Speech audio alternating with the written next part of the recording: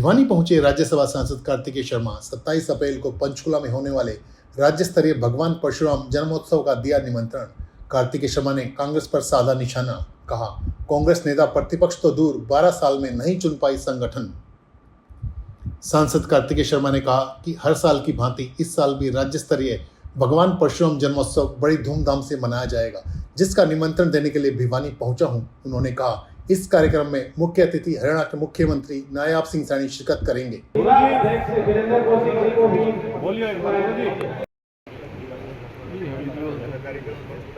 कार्यक्रम को आगे बढ़ाते हुए मैं सबसे पहले भाई देवकांत शर्मा को अनुरोध करूंगा कि स्टेज पे आए। भगवान परशुराम जी का जन्मोत्सव के उपलक्ष्य में एक बहुत ही भव्य कार्यक्रम का आयोजन किया जा रहा है पंचकुला में आने वाली 27 तारीख को, और माननीय मुख्यमंत्री जी कार्यक्रम के मुख्य अतिथि होंगे। और ये हम हर साल करते हैं कार्यक्रम, जहां हम भगवान परशुराम जी का जन्मोत्सव हर्ष और उल्लास से मनाते हैं। उसी श्रृंखला में आज भिवानी आया हूँ सबको न्योता देने, और सारे भाइयों का, बड़े बुजुर्गों का, युवा साथियों का, माताओं बहनों का बहुत प्यार और आशीर्वाद मिल रहा है। और मुझे लगता है कि जिस तरीके से हमने करनाल में पहले 2 कार्यक्रम किए थे, इस बार पंचकुला में के जिले में होंगे, और जो लोगों का प्यार और आशीर्वाद अपार मिल रहा है, उससे लग रहा है कि सारी संख्या का रिकॉर्ड टूटेगी। सर, एक राष्ट्रीय इतिहास का स्टूडेंट हूँ, और मैंने इस बात का उल्लेख पहले भी संसद में किया है कि पहले 3 आम चुनाव जो देश में आज़ादी के बाद हुए थे, वो 1 कंट्री 1 इलेक्शन के नाम पर ही हुए थे।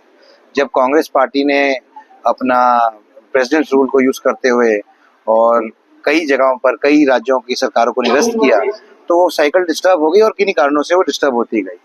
और मुझे लगता है प्रत्येक व्यक्ति, देश के आम जन को लगता है कि जो हर 3-4 महीने में चुनाव की प्रक्रिया कहीं ना कहीं किसी राज्य में चलती रहती है, उससे जो हमारा वातावरण है वो डिस्टर्ब हो जाता है, और कहीं ना कहीं लोग राजनीतिकरण की नीतियों के ऊपर चलते हैं, ना कि जन नीतियों के ऊपर।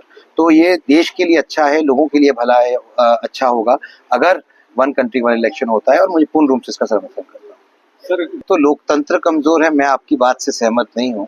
अगर कांग्रेस कमजोर है तो आपने कांग्रेस का नाम लिया, मैं विपक्ष पे भी आता हूँ, पर अगर कांग्रेस कमजोर है तो अपने कारणों से कमजोर है। आज विपक्षी पार्टियां सबने मिलकर वक्फ बिल का विरोध किया, लेकिन एक बात तय है कि आज की डेट में विपक्ष इसलिए कमजोर है क्योंकि वह धर्म की राजनीति करना चाह रहा है और तुष्टीकरण की राजनीति करना चाह रहा है, जबकि वक्फ जैसा इशू धर्म का इससे जुड़ा हुआ इशू ही नहीं है। ये एक प्योरली एडमिनिस्ट्रेटिव इशू है, मिसमैनेजमेंट ऑफ प्रॉपर्टी का इशू है, जिसपे अनेकों सुप्रीम कोर्ट और हाई कोर्ट की जजमेंट्स आ चुकी हैं। और उसी को आगे बढ़ाते हुए देश की सबसे ऊंची पंचायत ने और दोनों पंचायतों ने इसको पारित करके राष्ट्रपति जी ने अनुमोदित किया है। तो ये देश का कानून है। तो मुझे नहीं लगता है कि विपक्षी पार्टियों को इसके ऊपर राजनीतिकरण करना चाहिए, तुष्टीकरण करना चाहिए, जो कि वे कर रहे हैं। नहीं चुन पाए हैं, जब 12 साल से संगठन ही नहीं बना तो नेता प्रतिपक्ष तो दूर की बात है। खैर, हम वहीं जा रहे हैं जहां जाना चाहिए।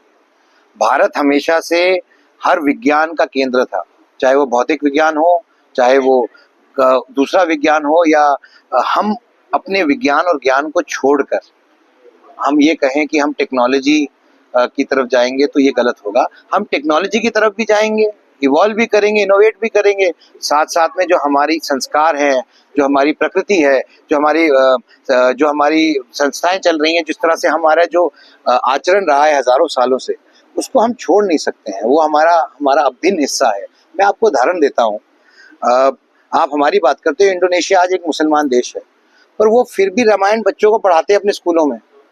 अगर अधिकांश लोग वहां मुसलमान हो गए तो क्या उन्होंने अपनी प्रथा को छोड़ दिया? तो ये तो मैं आपसे सहमत नहीं हूँ। हमारी प्रथा हमारी अपनी है, हम उसका मान करते हैं, सम्मान करते हैं। हम दुनिया में भी बढ़ेंगे, विकसित देश भी बनेंगे, विकसित राष्ट्र भी बनेंगे 47 तक, लेकिन अपनी जो हमारी हजारों साल की जो प्रथा है उसको सामने रखते हुए, अपने धर्म को आगे रखते हुए ही बढ़ेंगे। मैं जानता हूँ कि विपक्षी पार्टियों को और उनके नेताओं को ये नहीं समझना चाहिए कि हमारे प्रदेश के युवा इतने भोले हैं कि उनको कोई भी झूठ बोलकर कर सकता है कोई बात। मैं सिर्फ ये कहना चाहता हूँ कि प्रत्यक्ष तौर से जो नीतियां भारतीय जनता पार्टी की रही हैं पिछले 10 साल में, उसकी वजह से लोगों ने वोट की है। और नीतियां क्या थी? जैसे इंटरव्यू सिस्टम की कुरीति खत्म करने की बात थी। तो मैं आपसे पूछना चाहता हूँ, अगर जो इंटरव्यू सिस्टम होता था वो कितनी देर चलता था? कभी इसका आकलन करिए। आप अगर विभाजित करेंगे तो पता चलेगा कि 1 मिनट से भी कम का इंटरव्यू होता है प्रत्येक बच्चे के लिए। तो 1 मिनट में तो सिर्फ ये पूछ सकते थे कि आपका नाम क्या है और किस क्षेत्र से आप आते हो।